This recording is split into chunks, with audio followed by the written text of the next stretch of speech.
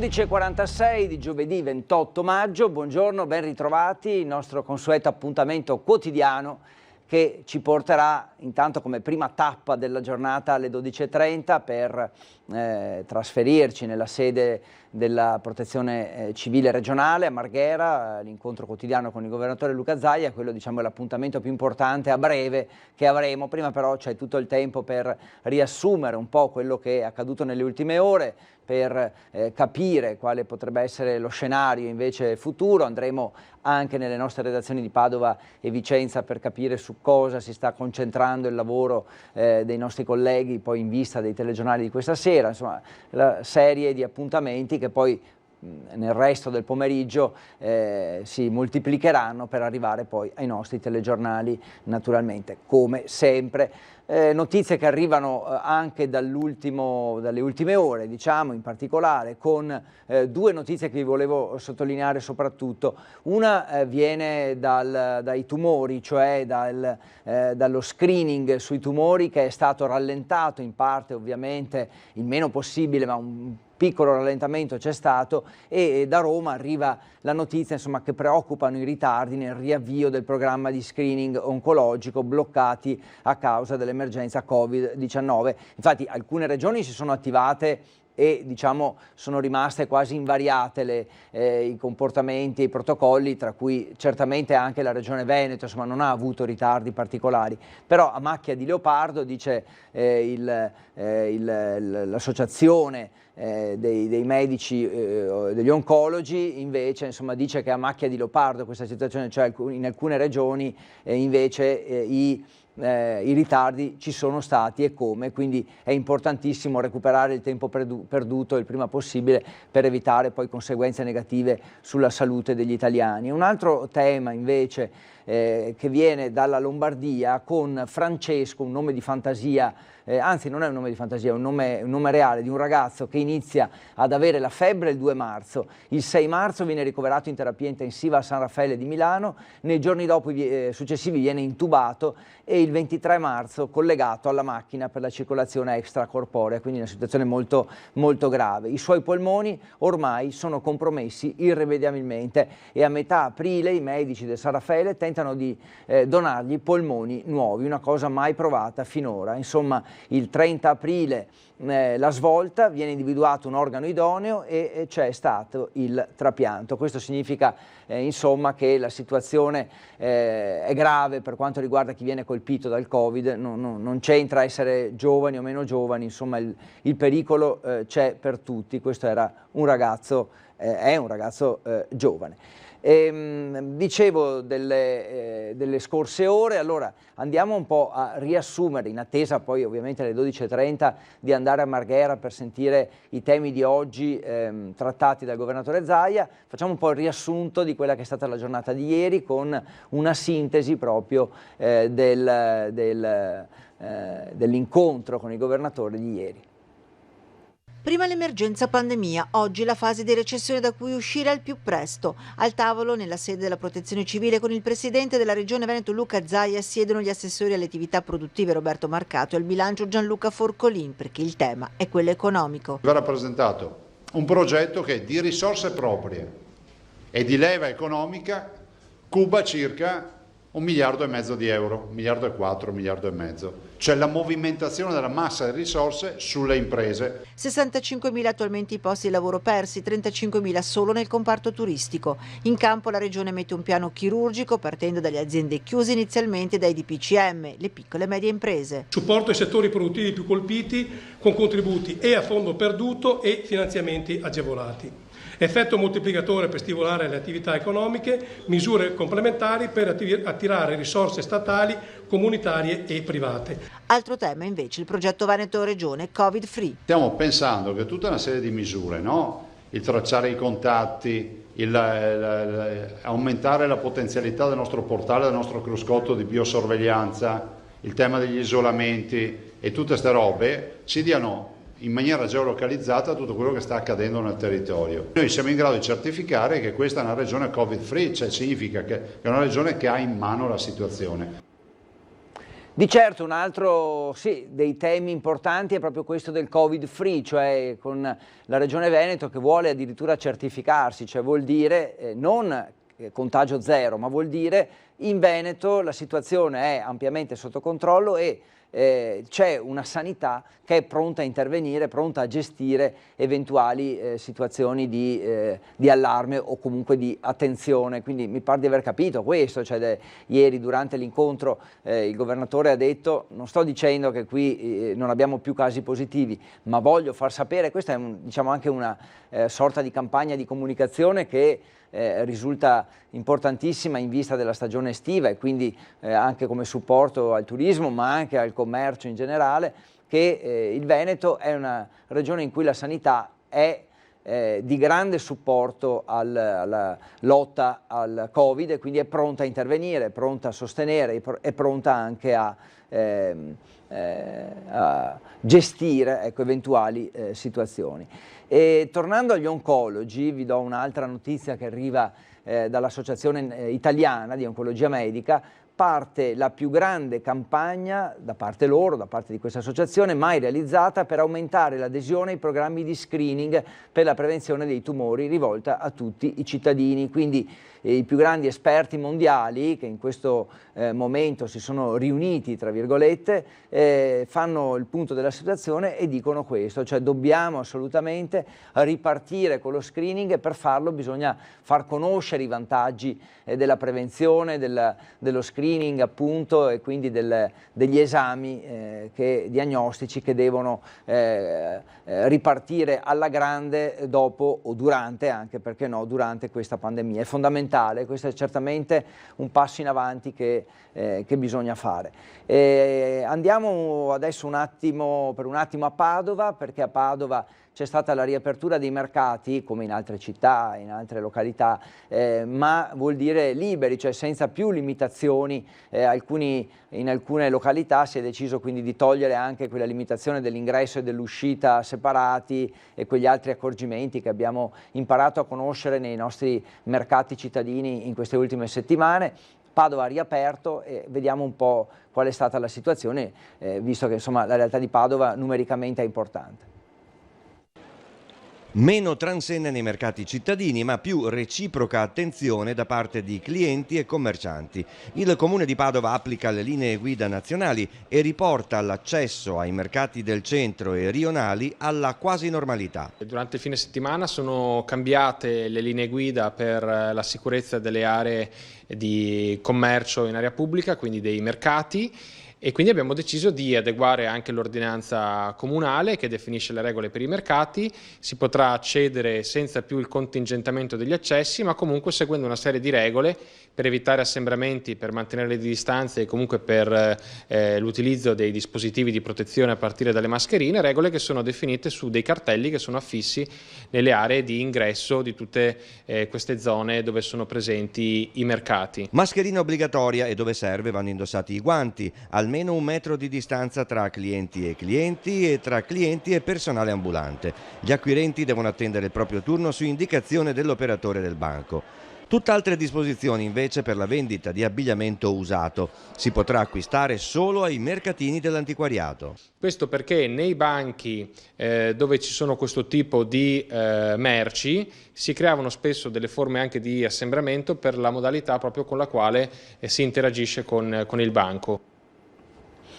Altri temi all'ordine del giorno, mentre voi continuate a scriverci, continuate a mandarci delle richieste, insomma, che poi noi cerchiamo di girare agli addetti ai lavori, avere anche delle risposte. Ad esempio, insomma, qui c'è Sonia che ci chiede se è possibile per il prossimo anno scolastico avere l'estensione del servizio di istruzione a domicilio per alunni con disabilità, perché la didattica a distanza risulta difficile, ne abbiamo parlato spesso di questo, specie per alcuni ragazzi diventa complicato seguire la didattica a distanza. Cercheremo di saperlo proprio dall'assessore Donazzana a questo punto, che mi pare, o dall'assessore Lanzarin, che mi sembrano le persone più coinvolte e quindi più in un certo senso preparate su questo tema per dare una risposta a voi. Tante sono i messaggi che mandate. relativi proprio all'istruzione. Si fa un gran discutere in queste ore su come ripartirà l'istruzione a settembre.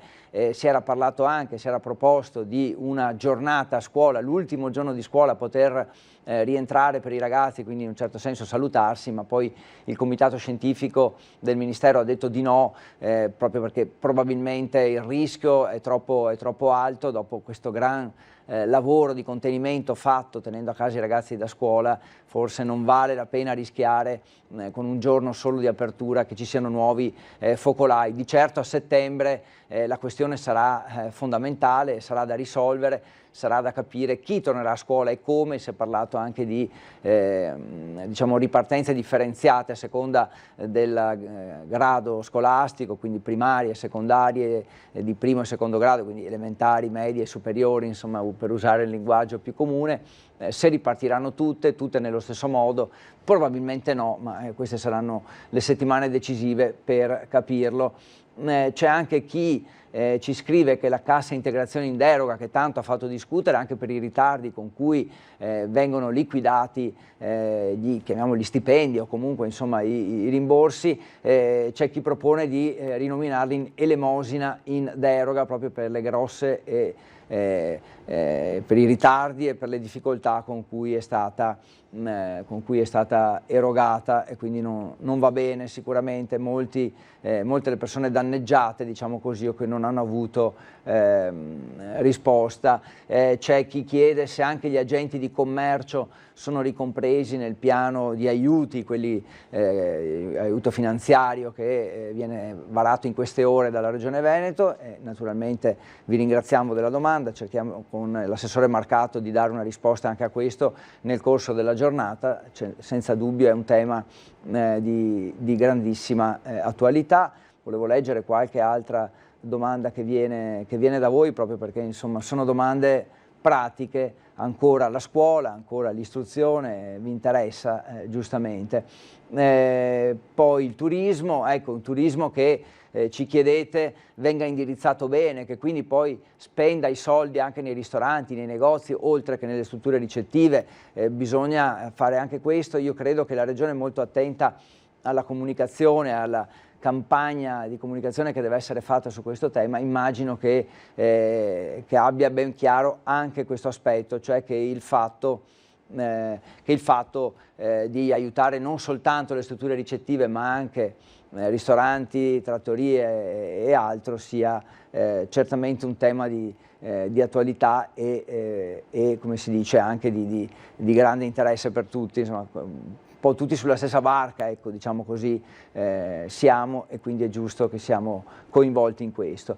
Vedevo se c'era qualcos'altro, poi ci fermiamo per un attimo e quando torniamo andremo sicuramente, ecco, qui c'è chi fa differenze tra Svezia, Svizzera e Italia e Veneto nei contagi. Come sapete in proporzione Svezia e Svizzera colpiti, però ovviamente numeri diversi, insomma, perché siamo con un numero di abitanti ben diversi. Ecco, c'è chi ha avuto qualche telespettatore che denuncia il fatto che hanno avuto alcuni il bonus di 600 euro anche se non hanno mai chiuso la loro attività.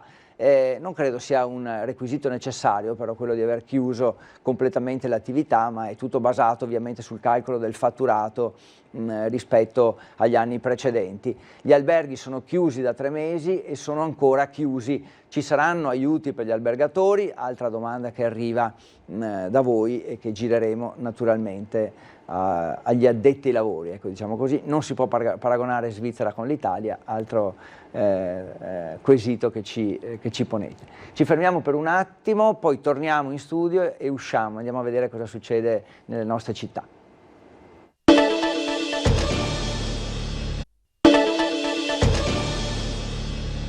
Bentornati, sono le 12:04, dobbiamo attendere le 12:30 ovviamente per trasferirci nella sala della Protezione Civile di Marghera, dove il governatore Zaia farà il punto consueto della situazione, il punto quotidiano, e ovviamente insomma i temi di attualità vedremo quali sono, cercheremo di collegarci anche prima delle 12:30 per capire un po' che aria tira. Io in realtà prima vorrei andare a uscire dalla redazione, andare a Vicenza, vediamo se riusciamo a farlo, credo di sì, siamo addirittura lungo le strade del centro, direi, di Vicenza con Gabriella Basso.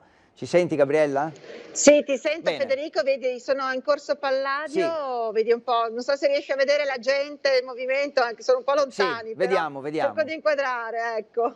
Siamo qui appunto in Corso Palladio, Vicenza è tornata praticamente assolutamente alla normalità, è tutto aperto.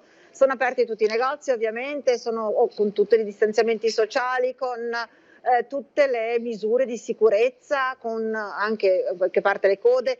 Dal lato qua a destra, alla mia destra, c'è Piazza dei Signori, dove c'è in questo momento il mercato, come sempre, come fin dall'inizio, con le misure di sicurezza, quindi transennato, con le vie di accesso e di uscita, con sempre le guardie, scusate, la vigilanza, possiamo definirla così, che per far sì che la gente appunto non si assembri. Vicenza è in un momento in cui, diciamo, è tornata a pieno regime la vita, ecco. Cioè, mi pare di capire dalle tue parole, Gabriella, che oggi sia davvero il primo giorno, quindi che si nota un ritorno totale alla normalità, cioè da oggi possiamo dire che siamo nella fase ancora successiva, quella della normalità o quasi. Sì, possiamo dire così, anche se sappiamo benissimo che ci sono ancora alcune attività che apriranno il 15 giugno, tipo gli alberghi per esempio, cose così. Importante per dire Vicenza è il fatto che sono già aperti tutti i musei, l'ultimo che è stato aperto martedì, Palazzo Chiericati, ha avuto già nel primo fine settimana, lo scorso fine settimana, i musei che sono stati aperti, il Teatro Olimpico, più di 2000 visitatori. Vicenza è tornata diciamo meta di un turismo veneto o anche da fuori regione, alcune sono arrivati, come un po' è stata Venezia se vogliamo lo scorso weekend. Mancano certamente i turisti, si aspettano, però nel frattempo diciamo c'è un movimento interno, la città, come dicevi tu, è tornata proprio alla vita. Gli amministratori come li vedete voi che li frequentate quotidianamente? Cioè sono ancora preoccupati, hanno ancora le antenne alzate o anche loro insomma stanno un po' prendendo atto che la preoccupazione è calata anche in loro? Allora, diciamo che c'è ancora molta carne al fuoco, nel senso che i comuni hanno messo in atto tutta una serie di misure che sappiamo un po' tutti quanti, dal posticipare la TOSAP piuttosto che l'IMU, piuttosto che tutte le altre varie tassazioni, e questo però provoca un grosso problema per quanto riguarda la chiusura di bilancio e sono molto preoccupati soprattutto per questo, perché al momento hanno bisogno di soldi, hanno bisogno di poter contare sulla liquidità per far fronte alla mancata entrata di quelle che sono le tasse comunali. Poi ci sono sempre ancora le casse integrazioni che non sono arrivate dappertutto e quindi bisogno di sostenere le famiglie che sono in difficoltà. Diciamo che non sono preoccupati come erano nei mesi di boom di pandemia, ma sicuramente ci sono tantissime cose ancora da sistemare e i sindaci sono sempre, ancora una volta, in prima linea, quelli che devono affrontare anche il rapporto diretto con la cittadinanza e rispondere a quelle che sono le richieste della cittadinanza, dei negozianti. Abbiamo chiuso, almeno a Vicenza per il momento, sembra la partita della Movida con tutte le misure che sono state messe in campo, l'allineamento dei plateatici, i bar si sono organizzati con anche loro degli steward piuttosto che del personale di vigilanza. Anche i ragazzi hanno imparato a essere un po' più morigerati, un po' più attenti. Diciamo che lo scorso weekend è andato bene, ma sai, purtroppo siamo sempre sul chi va là.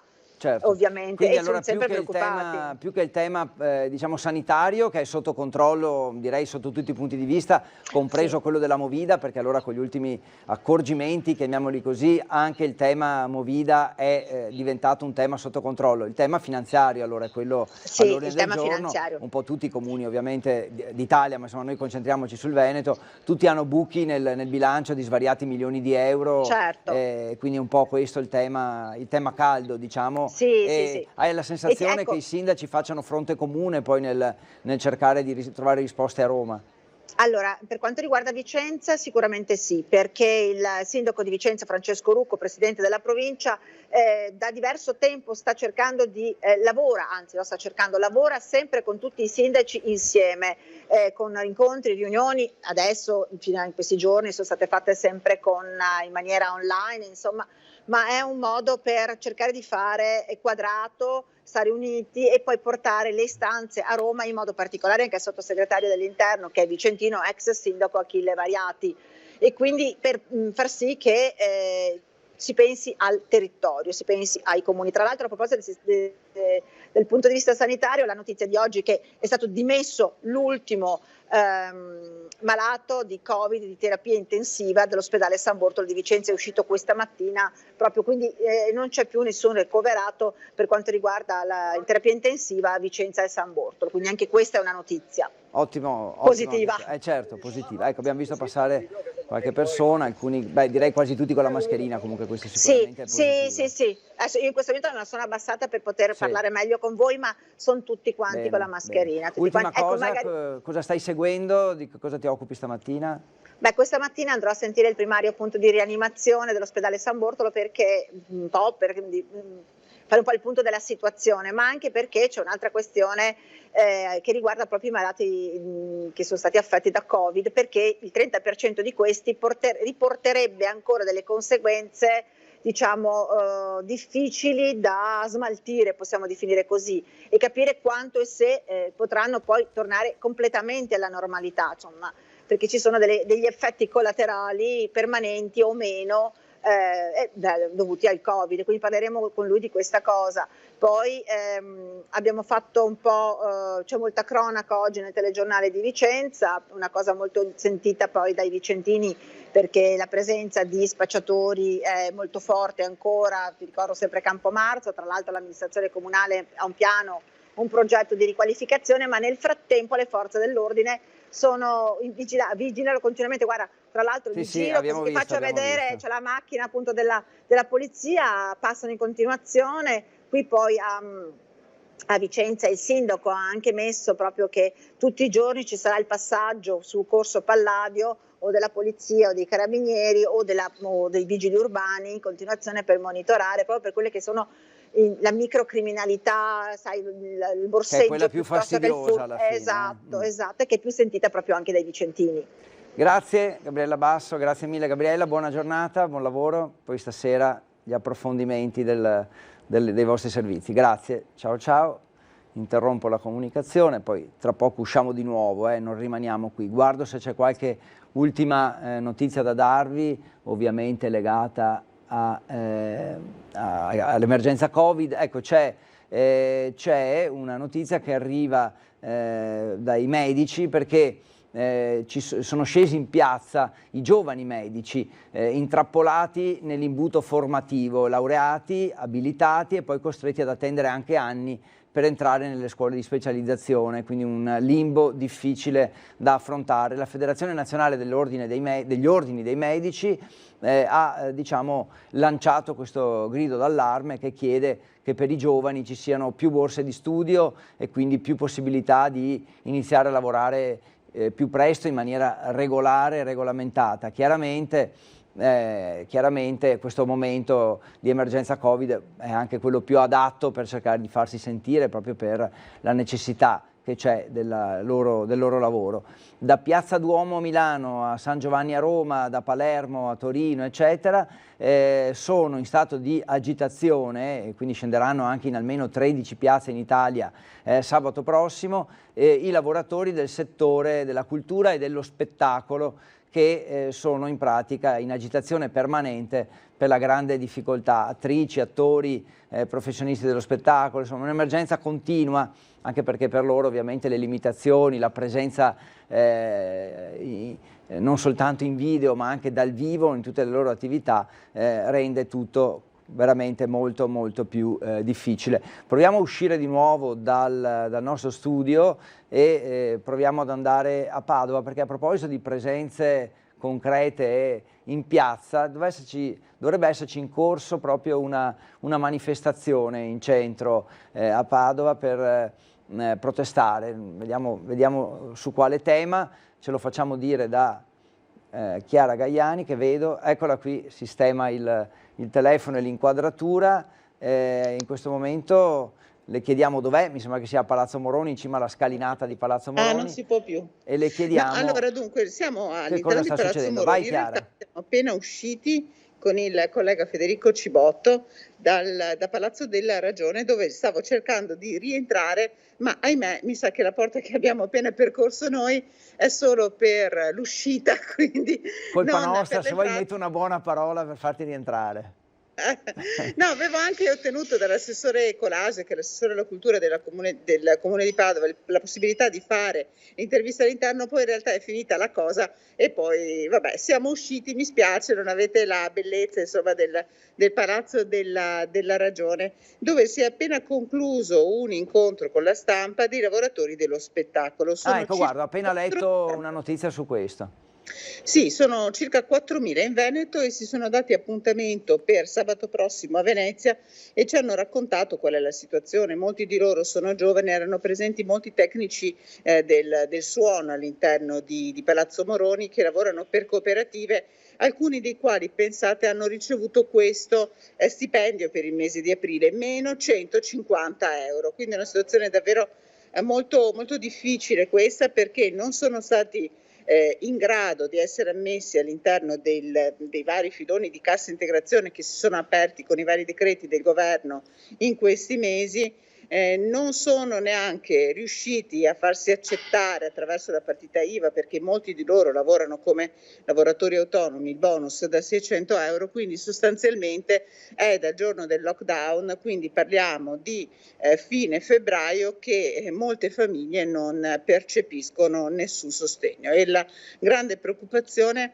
è legata sia al momento contingente, quindi alla possibilità di riaprire alcuni spettacoli dalle prossime settimane e quindi di rifare alcuni eventi, ma chissà con quali modalità, e soprattutto la loro grande preoccupazione è chissà con quale tipologia di assunzione, quindi di contratto che possa in qualche modo garantirli e tutelarli, e soprattutto la grande incognita è quella che cosa potrebbe accadere nel prossimo autunno, se fosse necessario, in caso di recrudescenza del virus, avere un nuovo lockdown. Quindi è un settore di cui si sta parlando, non molto, in realtà sono tante le persone coinvolte, tanti sono giovani, alcuni di loro già padri di famiglia, però quindi con anche figli e tutto quello che ci va dietro, e sì. nessuna tutela e nessuna garanzia in questo momento. Sì, in effetti a volte si pensa che sia un settore o privilegiato, addirittura insomma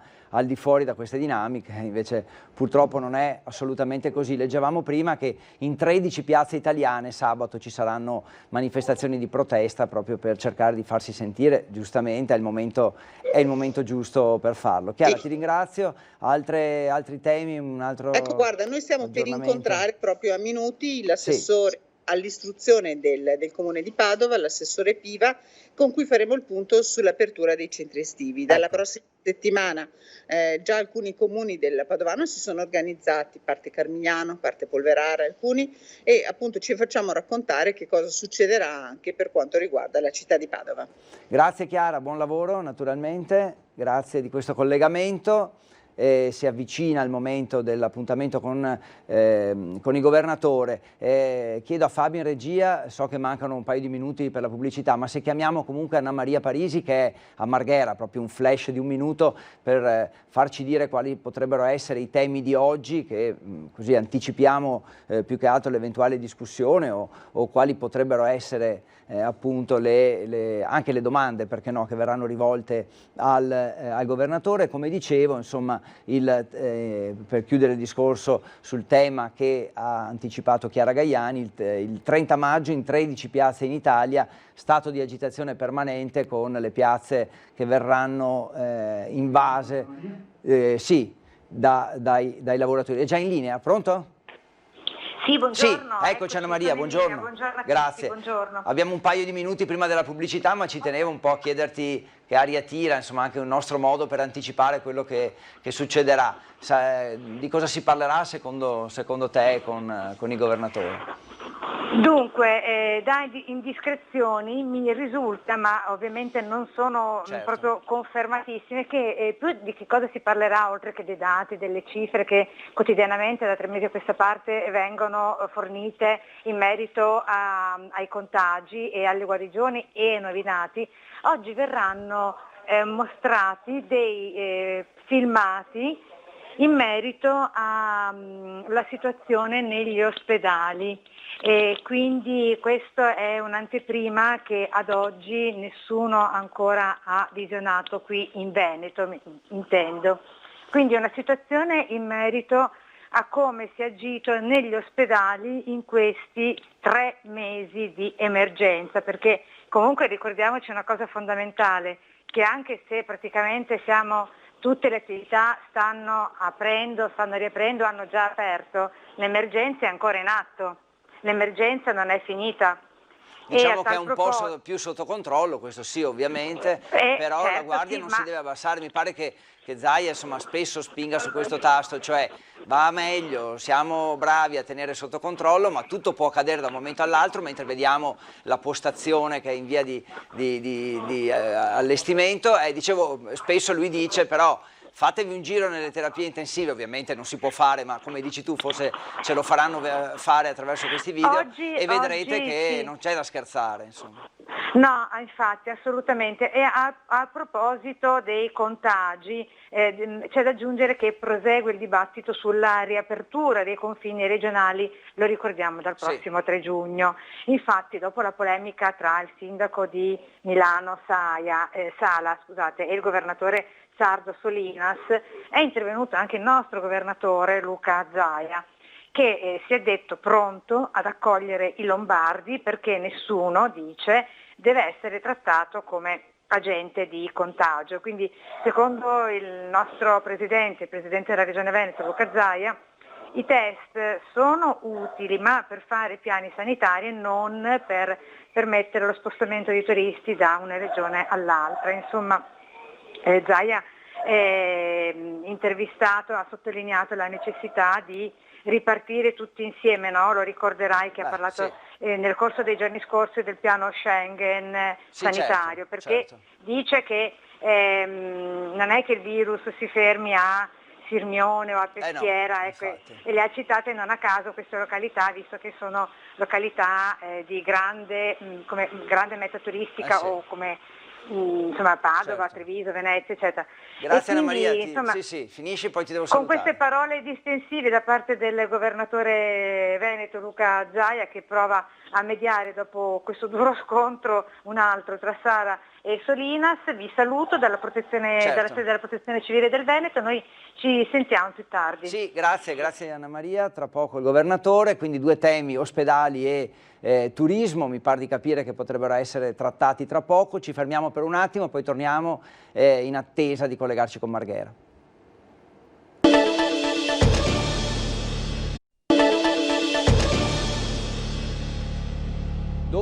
e 27, ancora pochi minuti prima di trasferirci nella sede della Protezione Civile regionale a Marghera. Ecco qui la postazione che ormai abbiamo imparato a conoscere, prima e durante. Qui è il prima e poi c'è il durante l'incontro di Luca Zaia con la stampa, che avverrà puntualmente tra un paio di minuti. Ormai abbiamo imparato anche a vedere, a sottolineare la puntualità del governatore, salvo proprio impegni istituzionali che raramente però gli hanno impedito di essere puntuale a questo appuntamento. Intanto da Roma arriva la notizia del via libera della Commissione Affari Costituzionali del Senato all'unanimità al disegno di legge per varare, ecco, chiamiamo così, diamo questa definizione, la giornata dei camici bianchi, cioè una giornata nazionale per onorare il lavoro, l'impegno, la professionalità e il sacrificio di medici, infermieri, insomma gli operatori sanitari, ma anche i volontari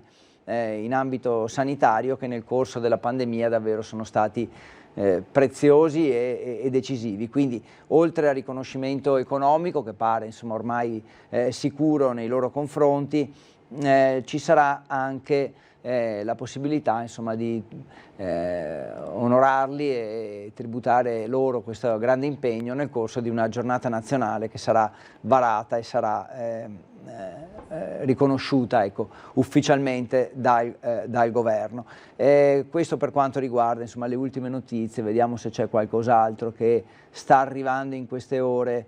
Ma il tema dell'istruzione e della sanità credo che siano i temi che in questo momento, in queste ore, sono quelli più attesi e dibattuti. Oltre al turismo ci aspettiamo, come ci ha detto Anna Maria Parisi prima, che è a Marghera, che si è collegata con noi pochi minuti fa, ci aspettiamo che il governatore parli anche di turismo e addirittura che insomma, dia il benvenuto ai turisti lombardi che volessero venire a trascorrere le vacanze in Veneto, dopo che la Sardegna invece un po' ha quasi ufficializzato che non li vuole o che insomma, teme contagi, visto che la Lombardia ancora va a una velocità diversa di guarigione rispetto alle altre regioni d'Italia. E l'altro tema importante, oltre appunto a questo del turismo, è anche quello della sanità.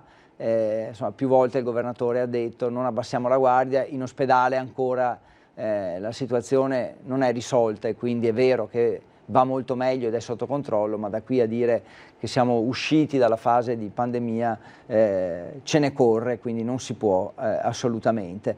C'è anche il tema dei migranti e insomma, i sindacati chiedono che vengano assunti con graduatorie, con professionalità, eccetera, eccetera, per sanare la situazione dei lavoratori irregolari, italiani o stranieri, che si può formare. Buongiorno, questo è il tema quindi dell'occupazione. C'è il governatore, vi lascio al suo intervento. Poi ci Oggi sono solo. No, e gli assessori sono giustamente in Consiglio regionale. Abbiamo appena finito, peraltro noi, una serie di riunioni qui. Ma poi ve ne parlerò. Intanto grazie e buongiorno a tutti, un saluto a tutti coloro che sono collegati. Passerei subito al bollettino, dopo vi dico un paio di informazioni utili e dopo le domande. Tamponi 632.000, pensate ne abbiamo fatti 15.832 processati. Si sta recuperando il pregresso, quindi il professor Crisanti peraltro sta recuperando rispetto alla rottura della macchina che abbiamo avuto. Mi diceva stamattina in riunione il dottor Flor che ne fanno più di 6.000 al giorno. I dimessi sono 3.336, sono 18 in più rispetto a ieri. Le persone in isolamento sono 2.142, sono meno 103.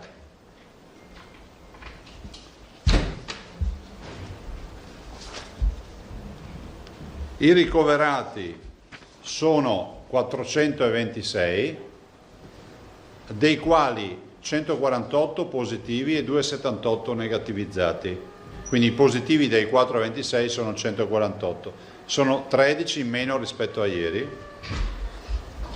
Le terapie intensive 34, vedete si sta scendendo, cioè il dato è che abbiamo solo 9 Covid nelle terapie intensive del Veneto, quindi si sta esaurendo la coda anche nelle terapie intensive.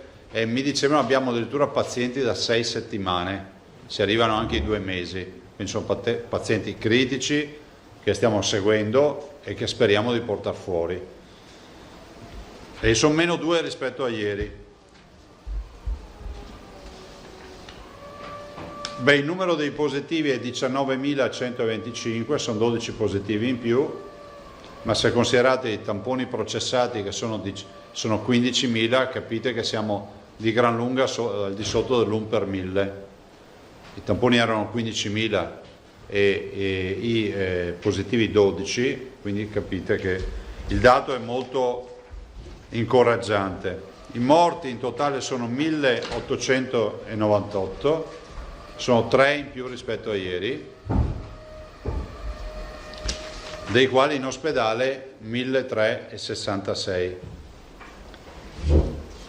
Nati 92.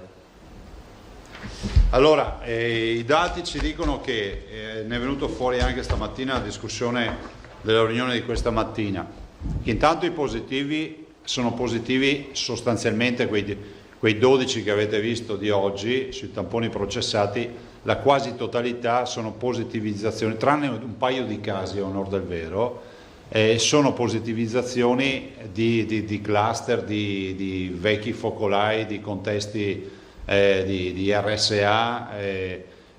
Sono da 20 giorni, pensate, che non becchiamo un positivo negli ospedali, e quindi tra il personale. Questo è un altro buon dato, perché la grande preoccupazione per il nostro personale e per la RSA, diciamo che tutto fa pensare che insomma si vada verso una situazione, diciamo, di tenuta. Considerate che sono passati 10 giorni da quel 18 di maggio e quindi dopo 10 giorni possiamo dire con ragionevole certezza, anche se giustamente la professoressa Tacconelli con molta, come si può dire, con molta precisione ha detto attendiamo il 15 giugno in maniera tale che ci facciamo queste 4 settimane prudenziali, però insomma ad oggi non abbiamo avuto carico nelle terapie intensive, vabbè, ma quello è l'ultima ratio, no? del percorso del paziente. Non abbiamo avuto carichi nei ricoveri, questo è importante, non abbiamo avuto esplosioni nei contagiati, avete visto che sono assolutamente al di sotto di ogni possibile ragionevole aspettativa,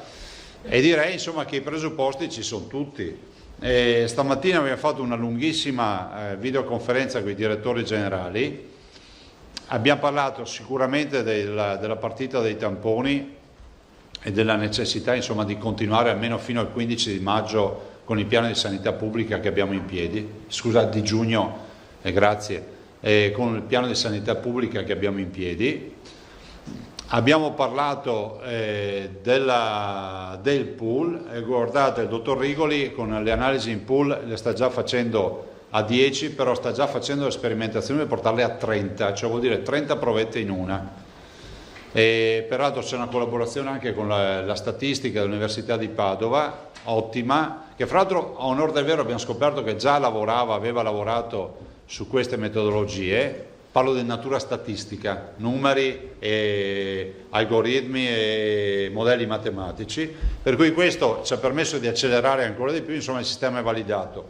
Mi è stato detto in riunione peraltro che il professor Crisanti già lavora in pool con 2 o forse anche più provette, e questo è importante anche perché insomma il laboratorio di riferimento ha già iniziato a testare il pool. Considerate che il prof ha una macchina diversa da tutti gli altri, per cui giustamente avrà anche, come si può dire, più impegno e più nel portare avanti questa partita. Insomma stiamo mettendo in fila tutte e 14 le microbiologie del Veneto, quindi tutti i 14 laboratori, e andiamo nella direzione insomma di creare una grande leva qualora ci fosse necessità di fare tanti tamponi, perché capite che avere la possibilità di arrivare addirittura, come abbiamo visto nelle pubblicazioni internazionali, a 30 provette in una, vuol dire correre alla grande. Del resto oggi, se ci pensate, siamo sotto l'1 per 1000, ci vogliono 1000 provette per trovare neanche una di contagiata. Peraltro diceva il dottor Rigoli che dalle prove, le prove sono positive perché ha utilizzato anche campioni test a bassa carica, quindi che in teoria segnano poco, e anche quelli vengono presi, cioè li identifica nonostante siano in pool, e questo è positivo. Abbiamo parlato di questo, la situazione delle riaperture è una situazione assolutamente che si sta andando verso la normalizzazione. Penso che il dottor Flor, ma anche altri, hanno parlato della quasi regolarità rispetto al pregresso, questo è positivo, nel senso, voi sapete che avevamo bloccato l'attività ambulatoriale, molta attività ospedaliera in elezione, e quindi gli ospedali stanno andando più o meno tutti a regime. Resta il tema del punto nascita, che so, di Asiago, perché abbiamo il problema di personale, ma anche quello lo apriremo. Abbiamo aperto i punti nascita che avevamo chiuso, si sta tornando bene l'ambulatoriale, abbiamo qualche problema in qualche call center tipo il Veneto orientale per il flusso di richieste, ma insomma considerate, stiamo tornando, diciamo, alla quasi normalità pre-Covid già in queste ore. e penso che questo sia positivo. Stiamo investendo molto sulla prenotazione e quindi sul fatto che l'ambulatoriale piuttosto che la telemedicina con il consulto via Skype o via FaceTime o via WhatsApp in video con i professionisti sia qualcosa di possibile, lo abbiamo codificato, quindi oggi non è una libera iniziativa ma rientra anche nelle tabelle delle prestazioni. Abbiamo organizzato bene gli accessi e vi annuncio oggi, ve li faccio vedere se possiamo farli vedere. Lanciamo anche Traspot, che vi chiedo sempre l'aiuto. Avete visto, anzi grazie per la pubblicità che avete dato allo spot sull'Happy Hour, perché è finito su tutte le TV internazionali, quindi i vostri articoli, i vostri servizi e le agenzie di stampa sono state lette. Anche stamattina ho visto un servizio della TV nazionale messicana che fa vedere tutto lo spot, tanto per dare un'idea di quanto stia girando. So che si è visto negli Stati Uniti, si è visto in Gran Bretagna e questo ci fa piacere. Abbiamo 3 spot di animazione che abbiamo fatto per 3 temi: l'accesso agli ospedali, l'accesso al pronto soccorso e l'ambulatoriale. Sono velocissimi, però ci tenevo di farli vedere in anteprima e dopo la vostra prima visione andranno direttamente sui portali.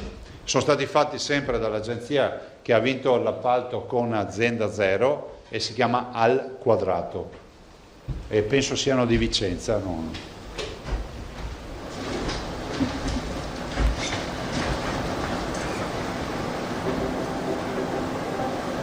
Le strutture sanitarie regionali tornano gradualmente alla normale attività. La riapertura avverrà per fasi e con nuove regole di accesso ai servizi, al fine di limitare le possibilità di contagio ed evitare assembramenti. L'accesso alle strutture sanitarie deve avvenire previa prenotazione sia per le prestazioni sanitarie che per quelle amministrative, privilegiando le attività da remoto al fine di garantire un accesso in condizioni di sicurezza igienico-sanitaria. L'ingresso in ospedale è consentito solo per reali situazioni di necessità. All'entrata l'utente troverà un luogo in cui verranno verificate le motivazioni dell'accesso e accertato l'utilizzo di guanti e mascherine. Tutti gli ingressi saranno presidiati da personale sanitario che verificherà la temperatura corporea di chi si presenta. In caso di valori oltre i 37,5 gradi centigradi, l'utente dovrà tornare a casa, oppure, per prestazioni sanitarie indifferibili, dovrà accedere secondo le modalità definite dalla singola struttura sanitaria. In caso di coda, gli utenti in attesa dovranno mantenere la distanza interpersonale di sicurezza di almeno 1 metro. Non sarà consentito l'ingresso di accompagnatori, fatta eccezione per minori, disabili o comunque non autosufficienti, persone fragili in genere o con difficoltà linguistiche. Al fine di evitare assembramenti, gli utenti potranno accedere all'ospedale con un anticipo di massimo 15 minuti rispetto all'orario del loro appuntamento. In tutti i locali delle strutture sanitarie va assicurata una distanza fra le persone di almeno 1 metro, specie negli spazi comuni.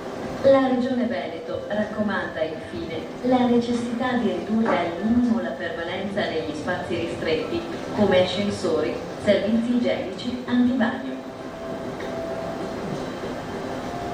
E questo è il primo sugli accessi, adesso vediamo il secondo. Adesso non avete tanto volume, bisognerebbe sentire, ma è questo volume che passa con bene. La fase 2 prevede nuove norme di accesso alle strutture di pronto soccorso.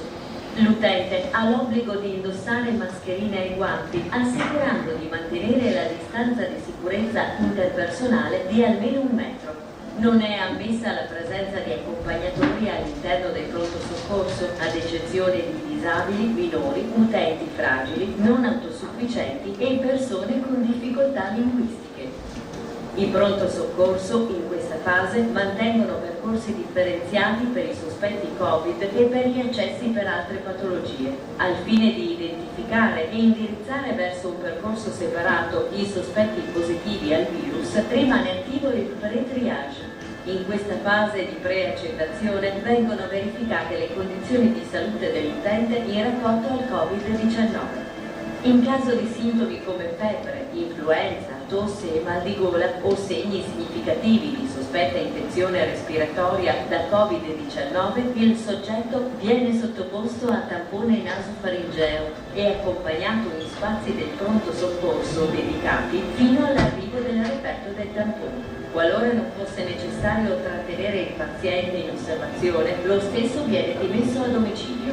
In caso di emergenza, che non consente perciò di attendere il referto del test, il paziente viene trattato come infetto e gestito con tutte le precauzioni del caso.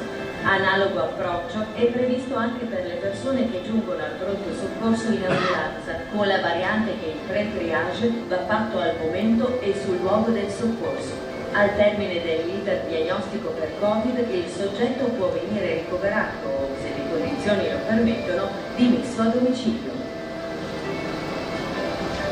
Bene, adesso l'ambulatoriale e poi avete l'istituti a 3. Accesso alle attività ambulatoriali. Le strutture ospedaliere della Regione Veneto riattivano le attività sanitarie ordinarie. Durante questa fase sono previsti accessi regolati solo per prestazioni urgenti e programmate, in cui i pazienti continuano ad avere l'obbligo di indossare guanti e mascherine. Ci si potrà presentare solo 15 minuti prima della visita, mantenendo gli uni dagli altri la distanza di sicurezza interpersonale di almeno 1 metro. L'ingresso in struttura, oltre a prevedere la misura della temperatura corporea, non ammette la presenza di accompagnatore, eccezione fatta per minori, disabili, utenti fragili, non autosufficienti e persone con difficoltà linguistiche. Per le visite di controllo, ove possibile, sono privilegiate le modalità a distanza mediante telefono, videochiamata, videoconferenza. Le prenotazioni per visite specialistiche ed esami diagnostici antecedenti la fase 1, rimaste dunque in sospeso, saranno rivalutate dai medici di medicina generale dei pazienti. L'utente in questa fase non dovrà fare nessuna ulteriore richiesta. La riprogrammazione delle visite verrà presa in carico dalla struttura sanitaria. In caso di conferma della priorità, i pazienti verranno ricontattati per fissare un appuntamento. Per le nuove prenotazioni di visite ed esami specialistici sarà possibile recarsi agli sportelli, ma per evitare assembramenti e lunghe attese si raccomanda l'utilizzo della prenotazione telefonica oppure online. Riprende l'attività chirurgica ordinaria, gli utenti potranno sottoporsi a interventi chirurgici programmati in ordine di priorità nei giorni immediatamente precedenti il ricovero. I pazienti saranno testati con tampone nasofaringeo per Covid ed eventualmente eseguiranno una radiografia del torace. In assenza di sintomatologia clinica, i soggetti accederanno all'intervento chirurgico come pazienti no Covid. I casi pediatrici e le donne in gravidanza non eseguiranno l'RX torace ed accederanno in sala operatoria solo a fronte di tampone nasofaringeo e visita medica negativi per Covid. Tutti i pazienti ricoverati saranno sottoposti preventivamente a tampone. Per i ricoveri programmati questo viene fatto su appuntamento nei giorni immediatamente precedenti alla degenza. Per i ricoveri d'urgenza il tampone viene ugualmente eseguito e il paziente, fino all'esito, viene considerato a prescindere un caso sospetto e trattenuto in un'area dedicata. Saranno possibili le visite ai pazienti ricoverati limitatamente ai familiari, con il vincolo di una sola persona per paziente e nel rispetto delle generali norme sul distanziamento e sull'utilizzo dei dispositivi di protezione. Avete visto? Ecco, grazie. Grazie mille. Mi scuso con coloro che sono a casa perché so che mi dicono che vedono lo schermo non proprio perfettamente. Avete capito che cambia? Vabbè, abbiamo già iniziato a mettere in atto queste misure, ma ci tengo a dire ai cittadini che cambia un po' la filosofia di approccio. Intanto ormai da qualche settimana funziona che chiunque entri in ospedale per essere preso in carico, quindi nuovo degente, deve essere tamponato, quindi c'è il test e viene, avete visto, viene considerato paziente Covid fino al momento in cui non arriva all'esito del test. Dovremmo sempre più abituarsi a percorsi separati tra il paziente sospetto Covid e il paziente diciamo che non lo è. Adegueremo le strutture, questo voglio anche dirvelo, perché ci sarà nel pacchetto di 1,5 miliardi di investimenti a livello nazionale, ci sarà una quota per il Veneto, e questa quota ovviamente andrà ad essere impiegata per realizzare tutti i progetti che abbiamo in piedi per terapie intensive e semi-intensive, ma dall'altro ricordo anche che avremo uno scenario e un'immagine anche proprio plastica dei pronto soccorso che non sarà più quella di oggi, nel senso che avremo i 2 percorsi separati.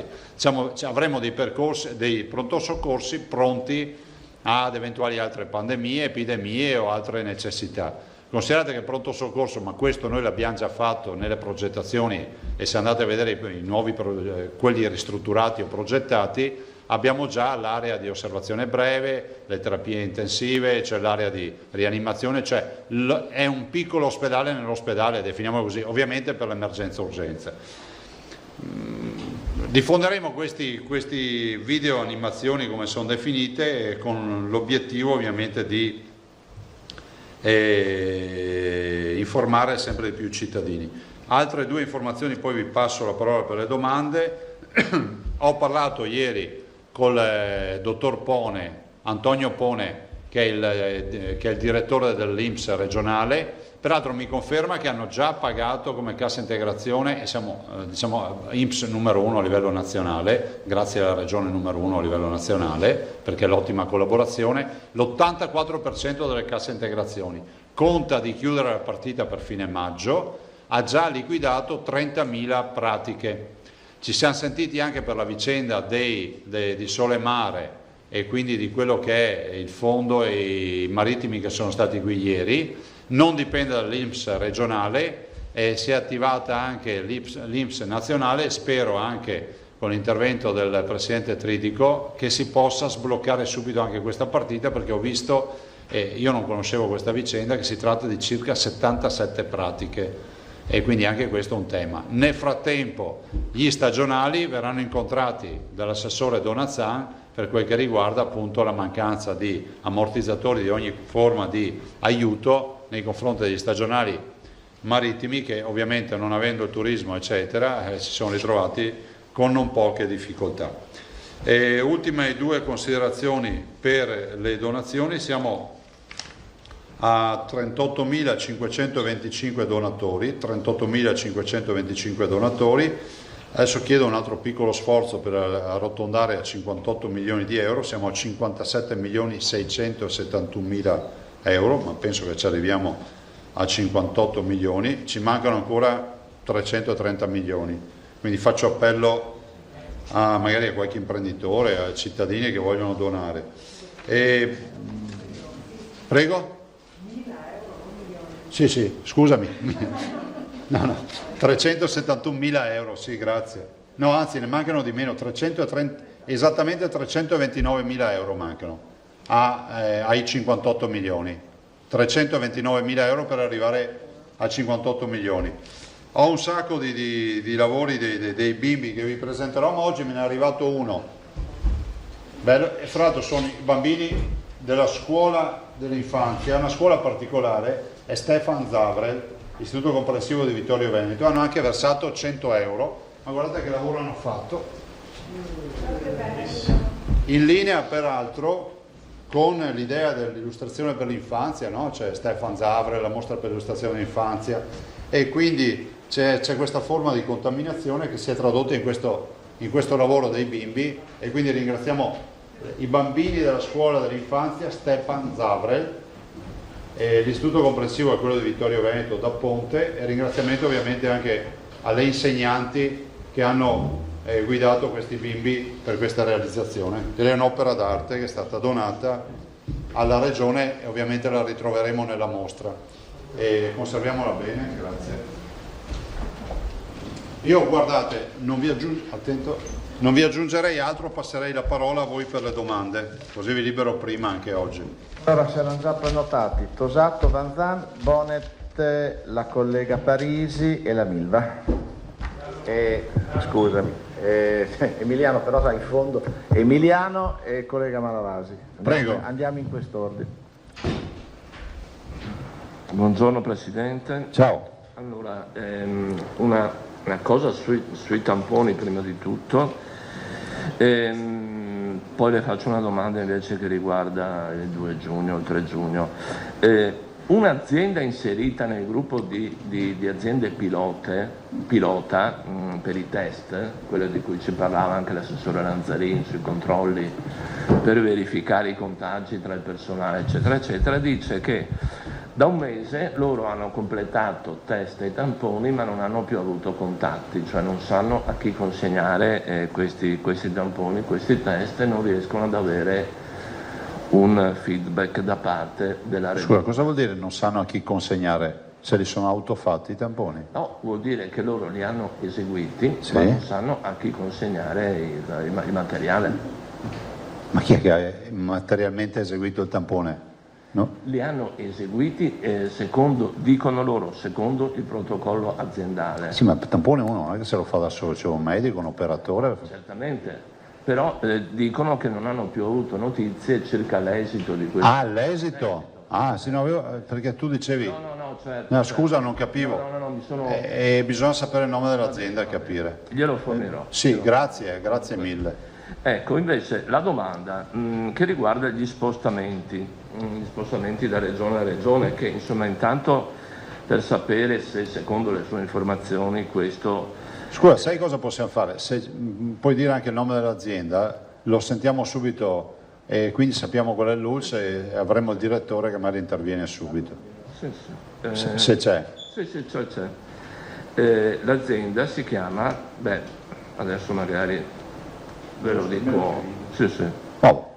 Ecco, sì, comunque è l'imprenditore proprio che ci ha scritto, quindi insomma verifichiamo. Sono i dati di riferimento.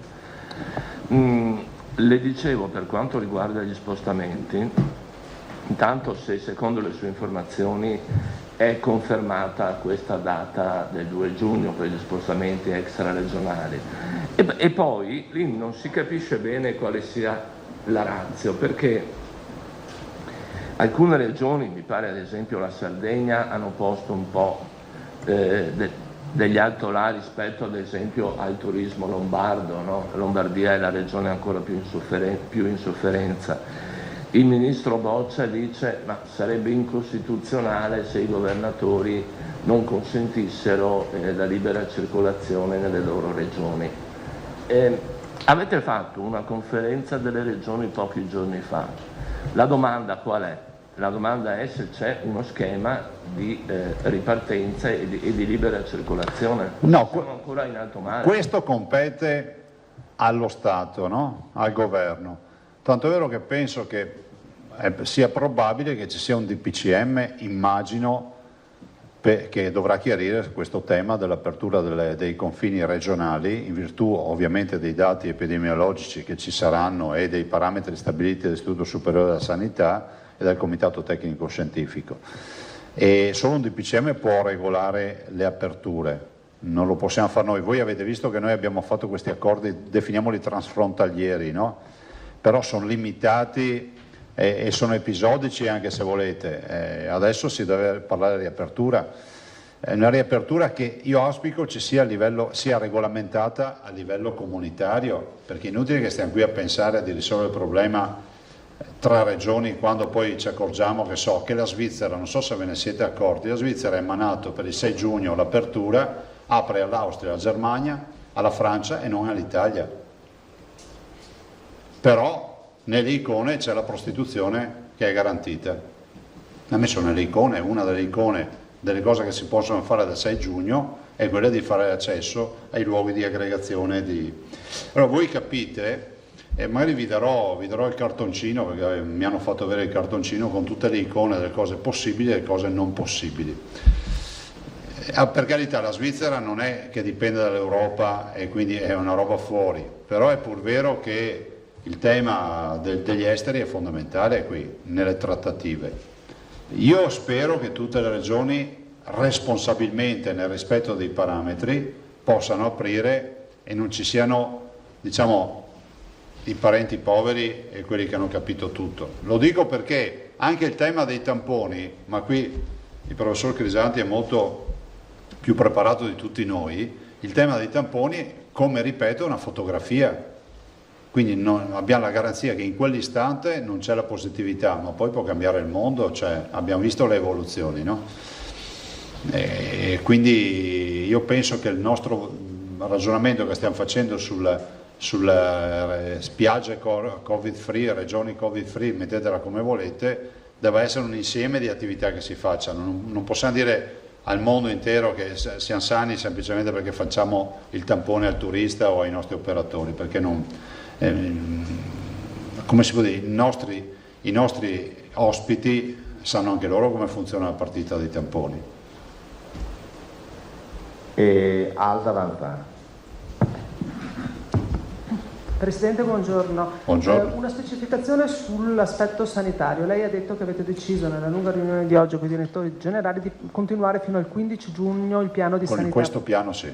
Che riguarda i tamponi? Sì, sì, sì. Ecco, quindi, la diagnostica. Perfetto, mentre invece la differenziazione degli accessi, pronto soccorso, visite ambulatoriali, quella continuerà ad oltranza? Certo. Lì non c'è una fine? No. Bene. L'ospedale del Qatar, visto che non ci sono più casi, lo smantellate? Allora, dal punto di vista prudenziale l'ospedale del Qatar prevede due considerazioni. La prima, che è montato e in via prudenziale, siccome ci si mette quasi 2 settimane a montarlo e c'è un dispiego di risorse pauroso, risorse umane, in via prudenziale lo terremo lì fino al passaggio dell'eventuale nuova ondata. Fermo restando che abbiamo già scritto e anche oggi abbiamo deciso, ti ringrazio per avermelo ricordato, io ho sollecitato i nostri di rimandare un'altra lettera, perché quando io ho ricevuto la prima telefonata e mi hanno detto c'è questa opportunità, ve lo regaliamo, mi hanno detto con i letti, con le terapie intensive, con i 500 posti, cioè chiavi in mano. E a onor del vero devo dire che i 23 ingegneri del Qatar che sono arrivati qui si sono interessati per capire che pavimentazioni volevano fare, che allestimenti. Dopodiché adesso siamo fermi, quindi noi, come si può dire, il dono lo consideriamo nostro nel momento in cui è allestito, altrimenti per noi resta nel limbo in questa fase, perché non ci possiamo portare a casa 5.000 metri quadrati di tendone vuoto, perché è impensabile. A questo punto ci facciamo un padiglione se dobbiamo finanziarci l'operazione di allestimento. Il dono era chiavi in mano, non è polemica, vi dico come sta, per cui è chiara, Cioè, no, nel senso che noi abbiamo scritto più volte il dono del Qatar, il grande ospedale, le terapie, certo. Adesso si scopre che è un tendone vuoto, per cui ci puoi circostanziare un po' meglio. No, scusa, non si scopre che è un tendone vuoto, vi ho detto che è ancora da allestire, che è un'altra roba, punto. Il tendone da 5.000 metri quadri, detto sostanzialmente vuoto, non ce ne facciamo niente. Sì, ho capito, se te a fare l'articolo, ma scrivi così. Io vi ho detto che in questo momento un tendone è vuoto, che non ce ne facciamo niente, perché se non è allestito non è un ospedale. Siccome il dono ci è stato fatto dicendo che vediamo i letti, vediamo le terapie intensive, vediamo tutta l'attrezzatura e non ho motivo di pensare al momento che non ce la diano, visto e considerato che si sono anche premurati di farsi dare una lista del totale per gli allestimenti. Però se qualcuno mi dice andiamo a vederlo, vi dico è un tendone vuoto in questo momento. Bello, climatizzato, perché poi c'è anche la possibilità di climatizzarlo tutto, questo è positivo, sia per l'estate che per l'inverno, però ad oggi Marco è vuoto. Non l'ho detto in polemica per il fatto di dire che mi hanno dato un tendone vuoto. Cioè nel senso, Presidente, che devono ancora arrivare i posti letto? Le attrezzature? Sì, le attrezzature e l'allestimento. Considerate che sono arrivati 7 aerei per portare questo ospedale. Cioè, abbiamo un calcolo per il magazzino di container che è pauroso. Adesso non vorrei dire una cretinata, mi sembra che ci vogliono 40 o 50 container per immagazzinarlo tutto. Cioè, quindi ci vuole anche è impegnativa l'operazione. Capite che però se il dono si concretizza come ci è stato detto, abbiamo portato a casa una bella operazione, siamo gli unici ad averlo. Poi magari non servirà mai, ok, lo sappiamo, ma ce l'ha regalato in caso di, pensate che un cataclisma, una catastrofe, qualcosa, abbiamo una struttura che è innovativa. L'impianto elettrico andiamo con... Prego? L'impianto elettrico che non era norma, aveva tentato richiesta al Qatar, ci eravamo bloccati lì. No, nel senso che ha bisogno di tutto l'allestimento. E Vanzan, vuoi concludere? La seconda domanda, Presidente, invece riguarda ancora le elezioni, Election Day, elezioni regionali, elezioni comunali, tema che sta occupando il Parlamento e il Consiglio regionale e e ci dicono che ci sia stata questa notte una riunione molto tesa con i presidenti di regione, con i suoi colleghi, sulla appunto la richiesta di anticipare la finestra estiva. Ci può raccontare cosa è successo stanotte? Che è stata fatta una videoconferenza urgente con i 6, anzi non c'erano tutti i 6, ma c'ero io, Totti, De Luca, Cerissuoli e Emiliano, quindi 5 regioni, e i governatori e Bonaccini, con il ministro Lamorgese, per dire che noi innanzitutto non possiamo accettare che si dica che c'è stato un accordo con le regioni, perché non c'è stato nessun raccordo. Vabbè, questo è definito formalmente perché firma Bonaccini-Totti hanno scritto già l'altro ieri che non esiste nessun accordo con le regioni. Noi abbiamo una richiesta che continuiamo a mantenere viva, che è quella di fare quanto prima. È inutile che vi stia a dire tutte le considerazioni fatte, le scuole che si aprono, si devono richiudere, il rischio della reinfezione, il fatto che il Comitato Tecnico Scientifico dica che bisogna fare tutto entro settembre e altre considerazioni del caso. E pensiamo che si possa assolutamente andare a votare in luglio, a fine luglio, il 26 luglio, il 2 agosto, insomma a fine del mese di luglio, che la campagna avrebbe luogo in un periodo assolutamente tranquillo, dal punto di vista sanitario, e che ci sono i presupposti per farle bene e che abbiamo anche aggiunto che siamo in grado di far fare ai servizi di prevenzione delle nostre regioni anche una dichiarazione che non c'è alcun rischio a farle a luglio, visto e considerato che stiamo aprendo tutto, o meglio abbiamo già aperto tutto. Lo scenario che vedete fuori non è che cambia se facciamo le elezioni, anzi non ci sarebbero assembramenti nei seggi elettorali perché è vietato per legge. Tensione ce n'è stata perché si mette in discussione la leale collaborazione tra istituzioni. Capite che su una partita del genere non può essere che una prerogativa costituzionale che hanno le regioni della convocazione delle elezioni, delle urne, si traduca in una risposta nel dire ma noi vi abbiamo dato la finestra che va dal 6 di settembre, voi potete convocarvele quando volete. Vuol dire che, per carità, può essere anche questa una visione, no? Si fanno le elezioni il 6 settembre e gli altri faranno le elezioni il 20 e il 27, però non ci sembra la soluzione migliore.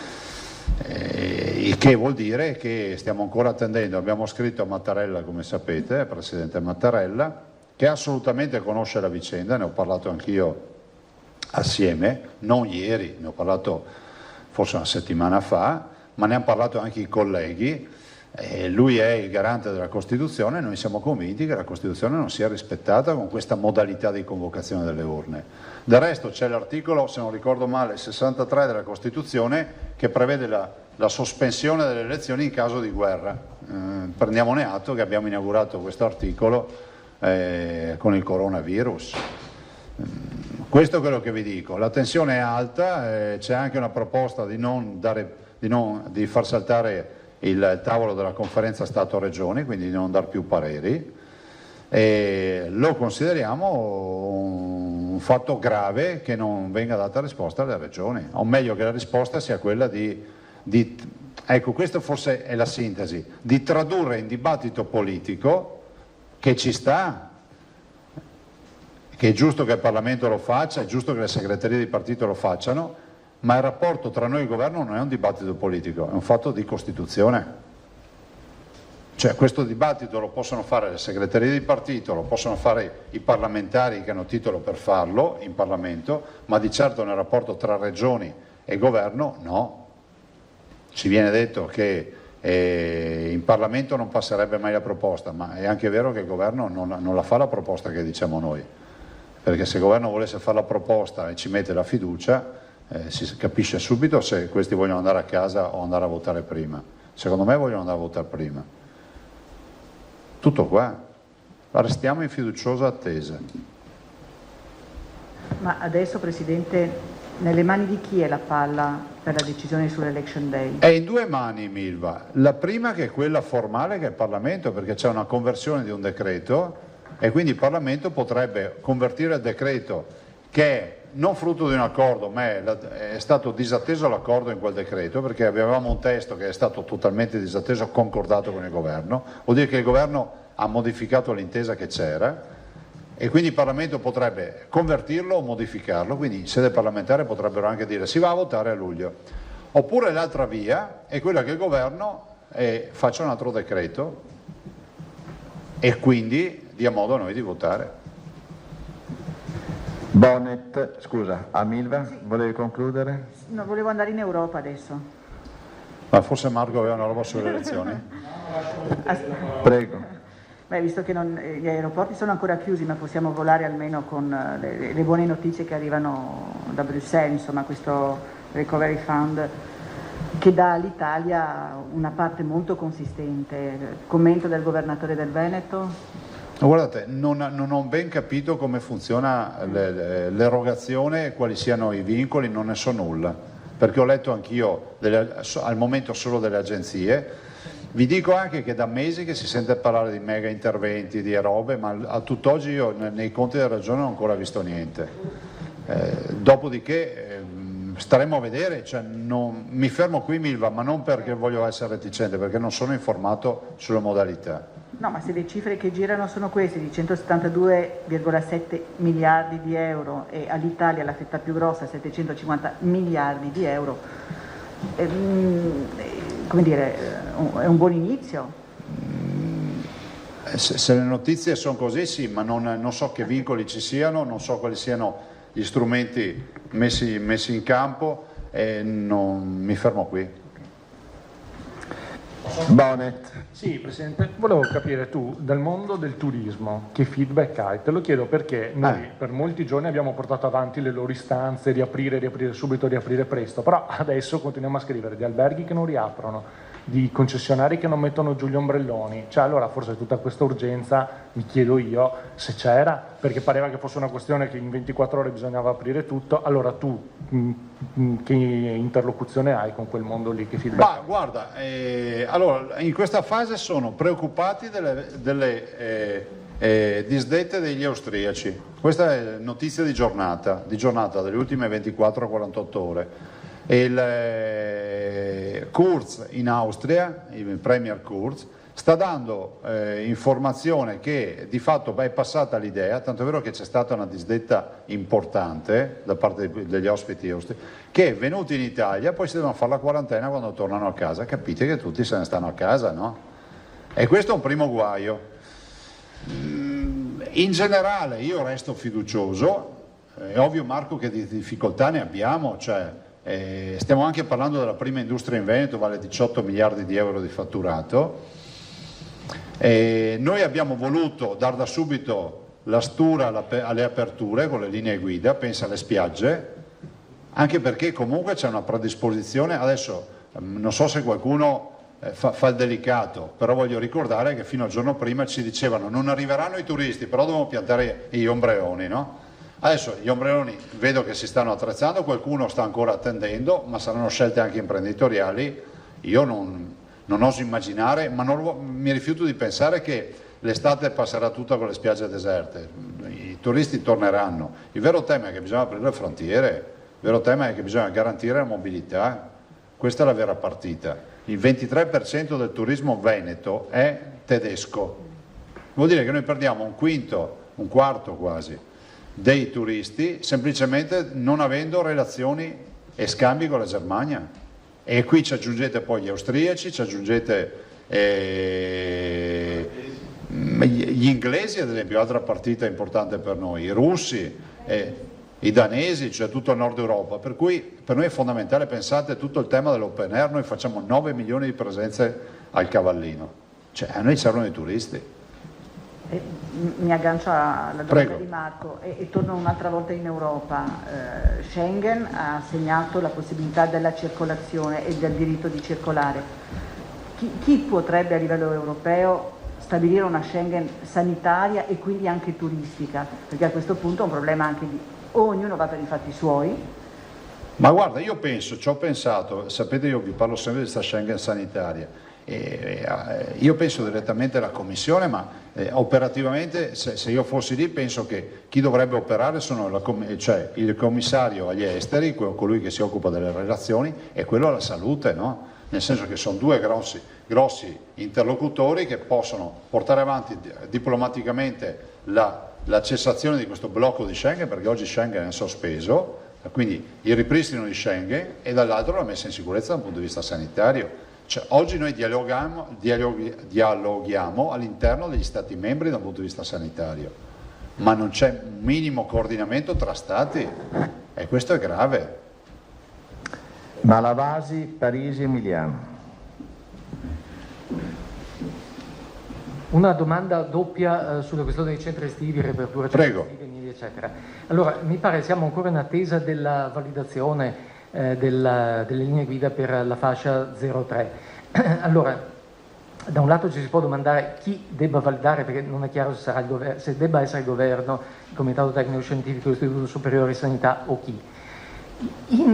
Se ci sono notizie ovviamente che la validazione è in arrivo, bene. Se tergiversasse ancora, è fattibile che il Veneto, la Regione a un certo punto prenda questa decisione, come mi pare abbia fatto l'Emilia Romagna? No, allora, l'Emilia Romagna apre l'8, per cui i centri estivi li apre l'8, dall'informazione che ho io. Lo 03? Sì, ma i centri estivi in generale, e questo è quello che mi ha detto il collega Bonaccini. Noi vogliamo aprire già lunedì, il giorno 1, non lo 03, perché ci serve quantomeno che sia validata la partita delle linee guida. Si sta muovendo qualcosa a Roma, questo posso dirlo. Spero, resto fiducioso affinché nella volta di 24-48 ore qualcosa si muova. Voi avete capito che in questo paese il sabato sera può accadere di tutto, e quindi anche la domenica. La seconda parte della domanda collegata a questa. Quindi, però noi, guarda, io ho già tanti, e penso che sarà una chiamata di popolo di centri estivi. Abbiamo già tanti privati che ci scrivono, ci dicono che sono pronti, gestori di luoghi ricreativi per i bimbi, tante piscine che ci scrivono, siamo pronti con i centri estivi. E questo direi che è unico. Poi ovviamente tutto il mondo delle scuole paritarie, le scuole dell'infanzia e così via. Ecco, la seconda questione è di tipo economico, perché tra l'altro ci sono costi molto differenti a seconda che si tratti della fascia dei più piccoli oppure dei più grandi. Mi pare che il Ministro Bonetti abbia parlato non solo dei 150 milioni del decreto rilancio, ma anche di altri 35, insomma 185 milioni complessivi. Mi pare che il criterio per il riparto sia quello di darlo ai comuni. Il rischio che mi pare di aver colto però è quello che il criterio sarà quello di quanti minori ci sono, tanti soldi diamo a pioggia. Però non è la stessa cosa quello che si fa e si è fatto in Veneto in termini di centri estivi per numerosità e per impegno rispetto a quello che si è fatto minimalmente o quasi per nulla in altre regioni. Non sarebbe il caso di scegliere un criterio diverso e che la Regione si facesse portavoce di un criterio diverso? Ma guarda, noi siamo rispettosi dei comuni, di tutto quello che sono appunto le sentinelle sul territorio, che sono i sindaci. Vedremo cosa deciderà il governo, questa non è una partita ancora definita. Però è fondamentale. Assolutamente sì, perché poi c'è un tema anche di regia, di coordinamento, e questo è vero, è oggetto di dibattito in queste ore questa partita, quella delle risorse e come stabilire poi l'erogazione sui territori. Parisi. Presidente, buongiorno. Ciao. Un chiarimento e una domanda. Dunque, per quanto attiene alla partita dei tamponi nelle strutture ospedaliere, si faranno con la ripresa di tutti gli interventi chirurgici ordinari fino al 15 di giugno o a prescindere si andrà oltre? No, si va oltre. Si va oltre, sì. Sì, l'ho detto anche prima. Non avevo capito. E poi, visto comunque il calo dei contagi con la carica virale trovata nei tamponi, sono state fatte delle previsioni che ci dicono se a giugno potremmo non più usare le mascherine, la partita delle sanificazioni, il distanziamento sociale?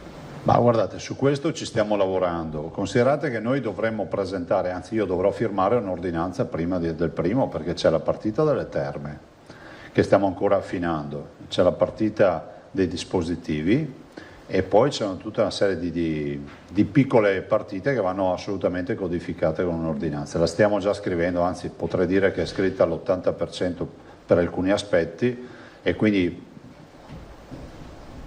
se non è domani sarà sabato, firmo l'ordinanza. Fra l'altro vi avviso, scusate mi ero dimenticato, che nell'ottica delle ospitalità, ecco, io vorrei dire, perché non vorrei che passasse l'idea che è un'invenzione dell'ultima ora quella di ospitare medici. Io ve lo sto dicendo da settimane che quando si sarebbe sgravato del lavoro avrei ospitato i professionisti. Ho invitato la professoressa Tacconelli, lunedì ci sarà la dottoressa De Silvestro, plasma, quindi avrete un focus sulle cure col plasma, banca del plasma, prelievi, lavorazione del plasma, linee guida e quant'altro. Quindi ospiteremo la dottoressa De Silvestro dell'azienda ospedaliera di Padova, e quindi anche è assolutamente la persona titolata che potrà parlarsi di questa partita. Grazie. Emiliano. Presidente, le volevo chiedere, buongiorno, come procede la partita delle famose zone rosse, perché è uscita un commento, non so se una boutade, mi viene quasi da dire, insomma il ministro Boccia dice che le province lombarde hanno subito un'ecatombe mentre le altre soltanto un dramma. È una frase insomma che colpisce. Poi le volevo chiedere una curiosità, perché l'ultima volta che è stato qui l'assessore Donazzan parlava di un solo 30% per quanto riguarda le ACIG, quindi la cassa integrazione data, insomma, mentre improvvisamente lei stamattina ha detto già l'84%, quindi c'è stato uno sviluppo incredibile, un'accelerazione. Questo dipende dall'efficienza dell'Ips, guarda, te lo dico anche. No, non per mettere in dubbio la sua parola, ma tutte le persone insomma, che sono venute qui e non solo, invece sembra che questa CIG non l'abbiano ricevuta. Pagato l'84% delle domande, superata la soglia delle 30.000 domande. Ho un aggiornamento che mi è arrivato oggi alle 11:54 dal dottor Pone, che è direttore dell'INPS regionale. Per quanto riguarda invece le zone rosse? Ma sulle zone rosse, cioè, guardate, come procede la partita? Ma è indubbio, è innegabile che la Lombardia abbia avuto veramente sfortuna e il virus lì abbia pesato oltre 15.000 morti, se non ricordo male la cifra. Ciò non toglie che se il governo vuole fare un provvedimento dedicato alla Lombardia ha titolo di farlo, ma se lo fa le zone rosse ce ne sono altre, punto. E a me non piace sto giochetto del dividi e timpera, perché la mia non è un'azione contro la Lombardia, è contro il governo, che è molto diverso. Ditelo. E comunque se il governo non vuole modificare il provvedimento, io al professor Bertolissi ho già dato l'incarico per il ricorso, vedano loro. Grazie Presidente. Cioè, sono 200 milioni di euro, stiamo parlando di patatine. Altra domanda?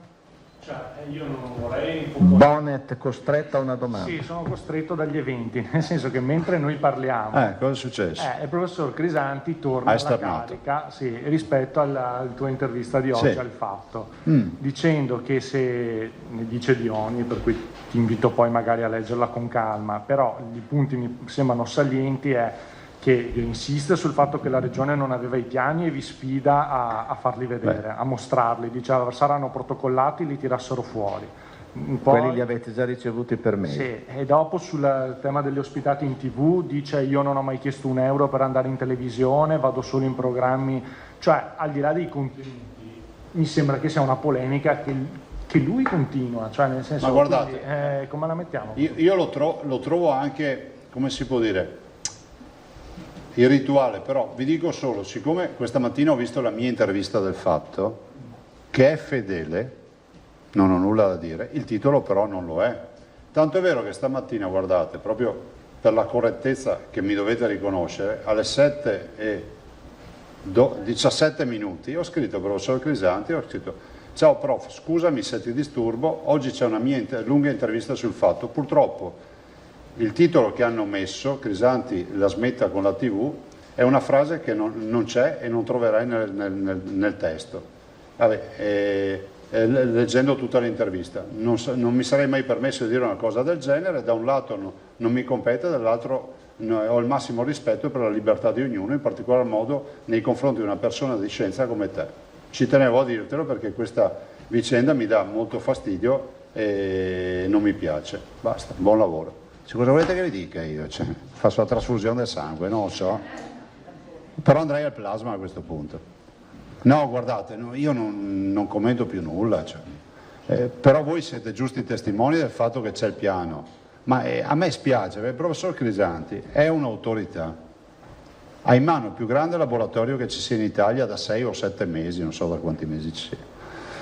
È stata la figura che ha fatto la differenza dal punto di vista microbiologico, di analisi, di innovazione nelle analisi, ma questo a lui va riconosciuto. Ci ha dato l'idea di comprare la macchina e questo è un suo merito. Ha avuto l'idea di far fare i tamponi il secondo giro al Vo e quindi di far partire uno studio su Vo.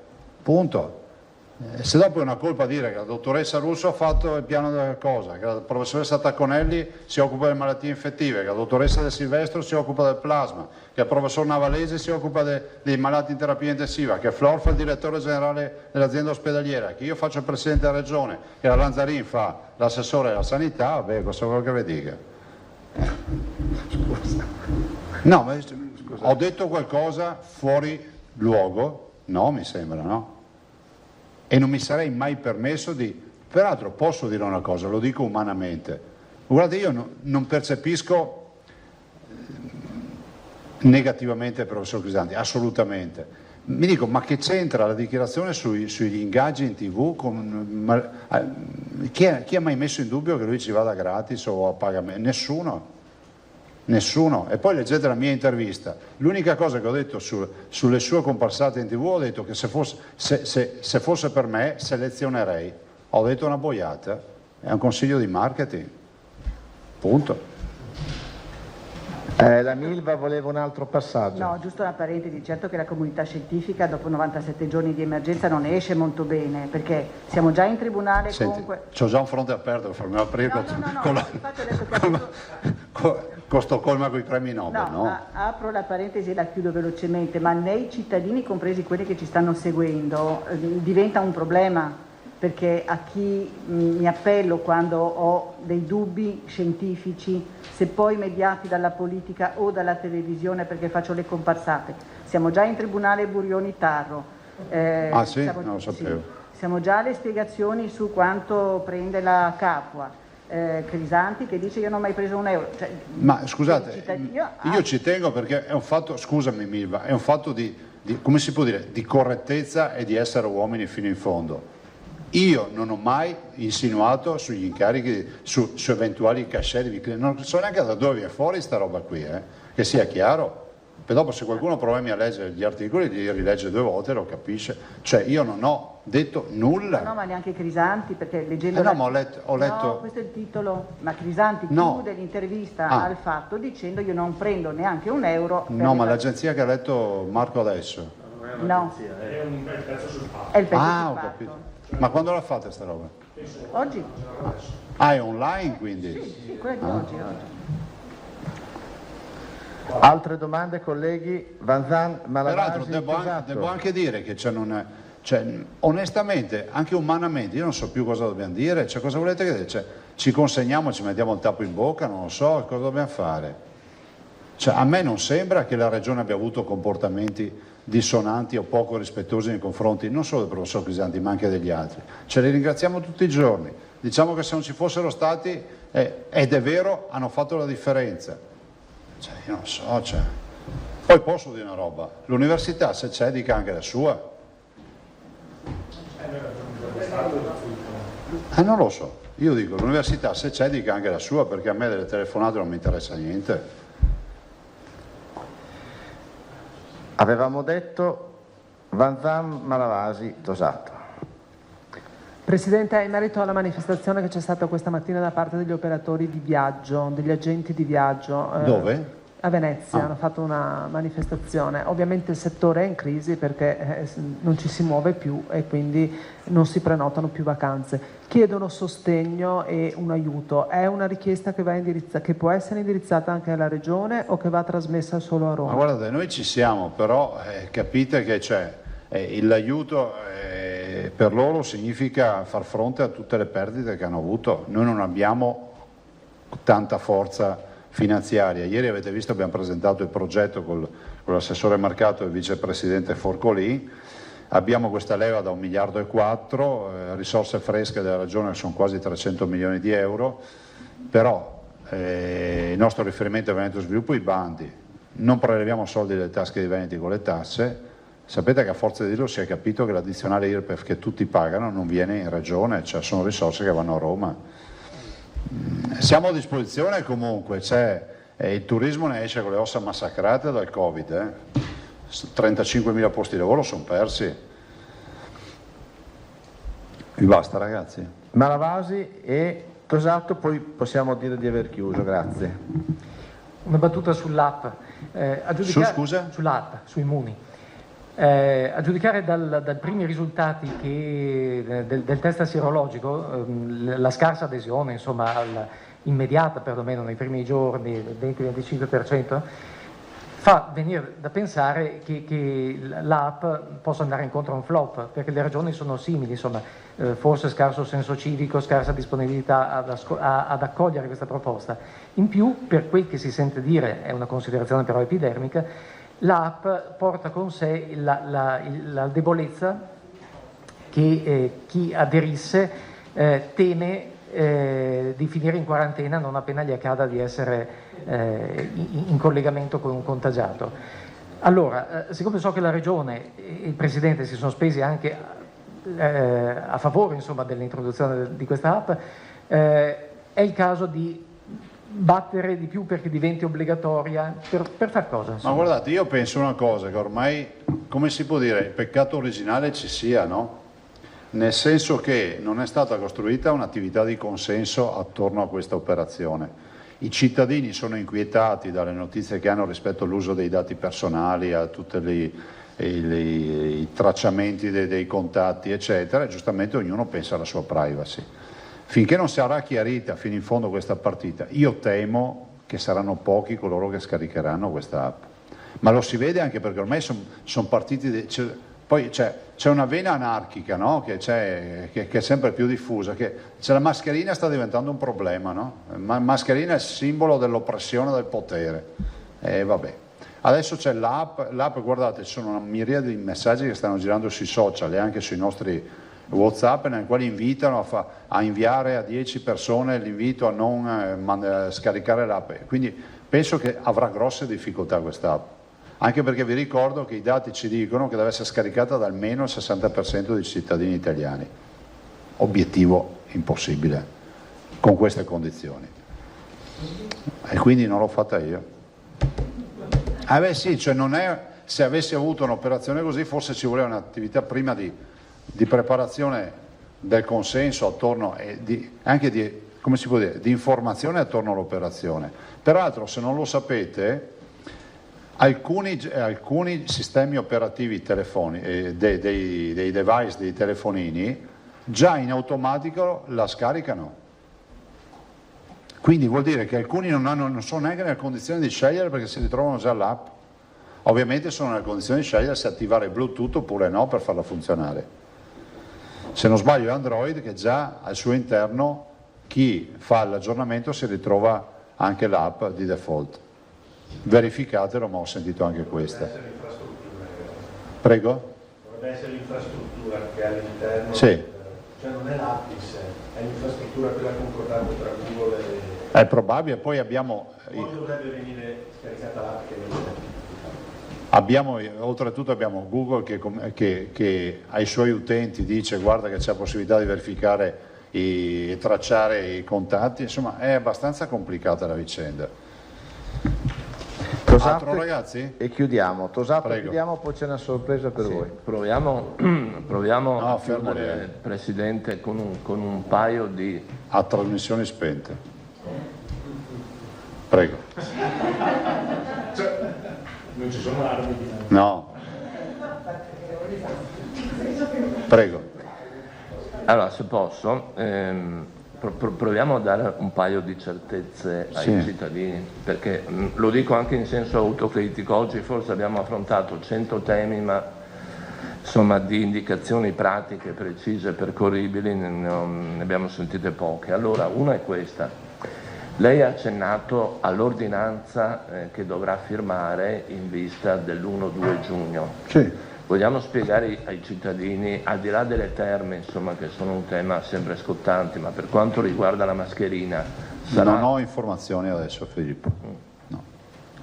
Ma voglio dire, è un'ordinanza relativa all'uso... No. No? Anche che devi Anche perché è in scadenza, quindi... Sì, sì. Ecco. Su questo non ha anticipazioni.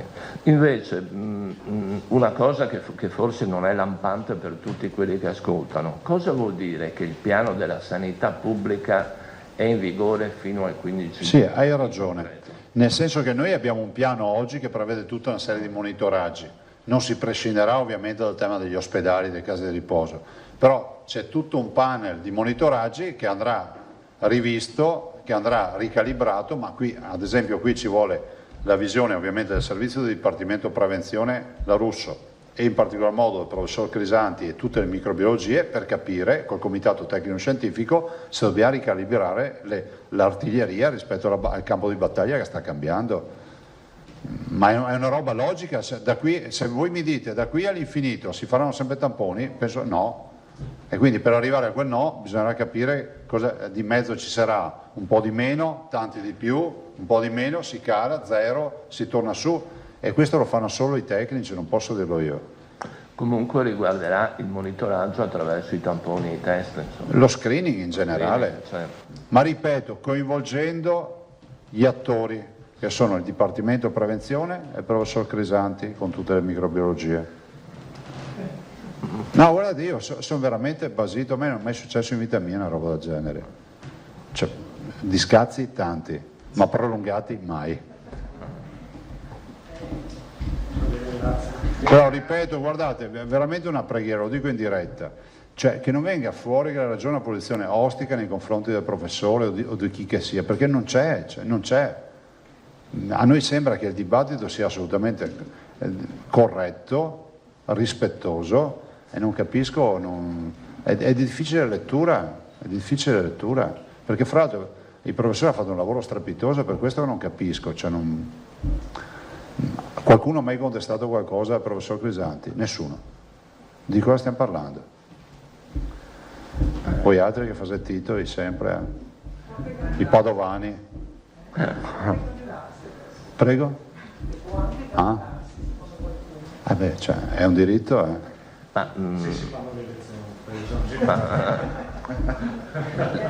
Lei lo candiderebbe ad esempio? Sì, vabbè. Sa cosa si dice nel mio paese? Te pensi che sei imbottonato per da trio? E poi posso dire, perché mi fate le domande di seconda mano? Fate le nuove almeno le domande. Dai ragazzi, dai, Zettardi. Grazie. Buon lavoro. No, scusa, c'era Milva. Scusa, no, arrivi sempre... No, giusto per chiudere con la polemica, il primo screening su Vo è stato fatto dal professor Crisanti con i mezzi della regione, pagato dalla regione. No, da me è stato fatto il primo screening. Allora, ok, da Zaia con Sì. i mezzi della regione pagati dalla regione. Sì. Il secondo Dopo 12 giorni dal professor Crisanti Esatto. pagato dalla regione, pagato dalla regione con i 150.000 mezzi euro. della regione. Il terzo screening E il professore se l'è autofinanziato, non so quali siano le fonti, ma insomma è irrilevante. E con i mezzi della regione. I mezzi indirettamente, insomma, è ovvio che la ragione c'è, ma è ampiamente finanziato da risorse che il professore ha recuperato, e continua lo studio di Vo, che è uno studio che è merito suo. Ma le macchine sono sempre quelle della regione? Sì, Anche sì. quelle comprate con i Sì, soldi, con i sì, soldi sì. nostri. Ma guardate che, cioè, scusate, per legge la regione fa sanità, non fa formazione, non fa ricerca. Quindi tutto quello che si muove attorno alla salute dei cittadini è tutto in carico della ragione. Vi ricordo che abbiamo un bilancio di 9 miliardi e 600 milioni di euro all'anno, 54 mila dipendenti. Poi noi magari siamo un poco presenti nel dire questo ho pagato io, questo, però fidatevi. Solo per chiarire. Con questo Basta? abbiamo chiuso. Grazie. Grazie. Buongiorno a tutti, grazie. Si è concluso l'appuntamento con il governatore Zaia, tanti temi toccati, dalle aperture ai centri estivi, ai tamponi, il piano della sanità, la diciamo, discussione che continua con il professor Crisanti e tutto quello che c'è intorno. Insomma, temi di attualità senz'altro. Noi adesso però è ora che ci prendiamo una brevissima pausa, poi torniamo tutto il pomeriggio con voi fino ad arrivare ai notiziari di questa sera. Naturalmente ci sarà anche modo di risentire il governatore nel corso del pomeriggio. Ci vediamo più tardi.